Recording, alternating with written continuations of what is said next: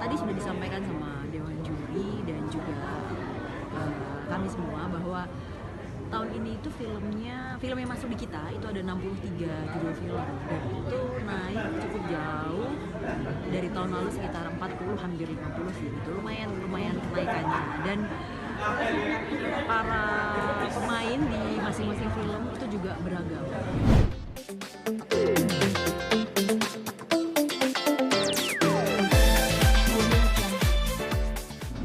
Ya, saya pakai kacamata dulu, maaf. Yang menarik di tahun ini sebenarnya gini, tadi sudah disampaikan sama Dewan Juri dan juga kami semua bahwa tahun ini itu film yang masuk di kita itu ada 63 judul film dan itu naik cukup jauh dari tahun lalu sekitar 40 hampir 50 sih gitu, lumayan kenaikannya. Dan para pemain di masing-masing film itu juga beragam. Jadi memang secara yang disampaikan tadi Mas Lukman juga, filmnya bertambah, variatif juga, dan kelasnya kelas berat. Jadi kalau untuk belum sampai ke pemain utama, baru di pemain pendukung aja itu nama-namanya emang udah luar biasa gitu ya. Jadi ada beberapa nama seperti Anderson Hakim, kemudian ada nama-nama lain yang memang sudah senior. Itu juga menjadikan diskusi di antara Dewan Juri sendiri di IMA 2020 ini menjadi sangat menarik gitu buat mereka. Mereka bisa berdiskusi dengan sudut pandang masing-masing dengan sebaik itulah gitu. Kondisinya memang mereka free dan secara demokratis juga menyampaikan apa yang memang mereka pikirkan dari sudut mereka. Mengenai nominasi dan kriteria nominasi bagaimana Ibu Ila?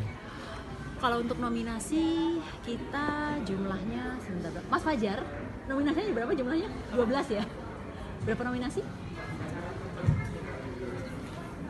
Enggak, kategorinya berapa? Kategorinya 17, karena ada terfavorit terbaik.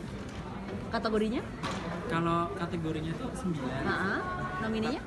Kalau nomininya masing-masing ada, secara total ada 5. Semuanya rata-rata 5. Okay. Film sama ensemble yang beda. Kalau kategori kan kita ada 9 ya Mas Andi, terbagi menjadi terbaik dan terfavorit. Jadi terbaik itu pilihan Dewan Juri, kemudian terfavorit itu nanti pilihan dari pemirsa. Publik. Betul, publik melalui aplikasi RCTI Plus tadi sudah disampaikan. Jadi untuk pilihan itu akan menjadi sangat menarik sih, karena gini, pilihan Dewan Juri sudah pasti biasanya berbeda dengan pilihan pemirsa atau publik.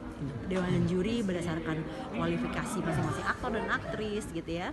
Kemudian kalau untuk pemirsa ya berdasarkan mungkin bisa juga apa yang mereka tonton, mereka suka gitu ya, populer menurut mereka. Jadi itu akan menjadi sebuah perbandingan yang menarik sih. Ada perbedaan mungkin dengan IMA sudah 14 tahun kan Ya. sama yang tahun sebelumnya, mungkin yang kali ini akan lebih seperti apa mungkin? Malam puncaknya. Ya. Kalau untuk malam puncak IMA 2020 ini yang pertama sekali yang akan sangat terlihat itu adalah diselenggarakan di studio yang terbesar di milik MNC Group.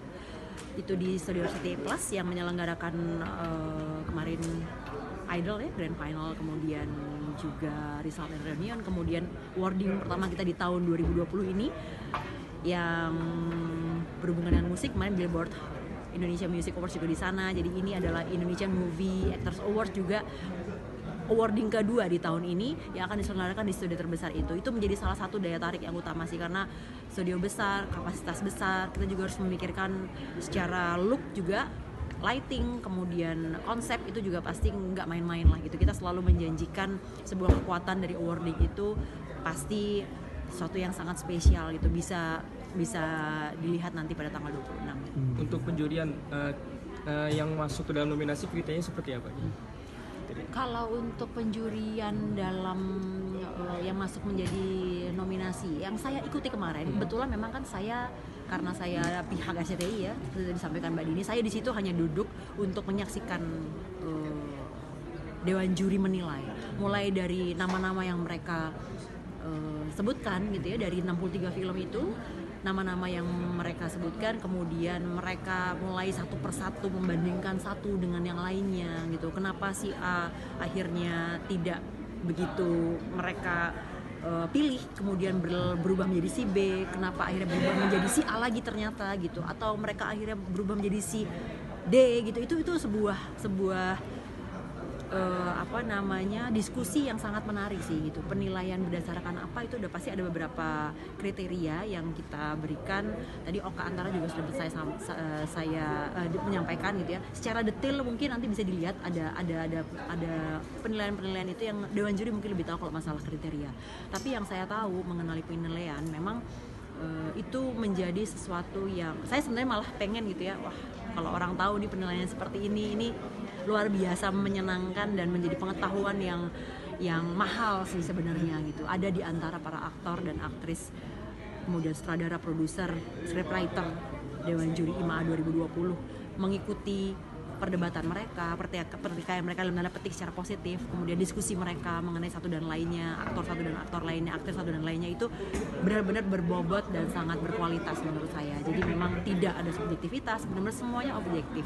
Jadi kalau tadi disampaikan memang itulah adanya gitu. Jadi nggak ada memberatkan satu dengan yang lain atau membela satu dengan yang lain.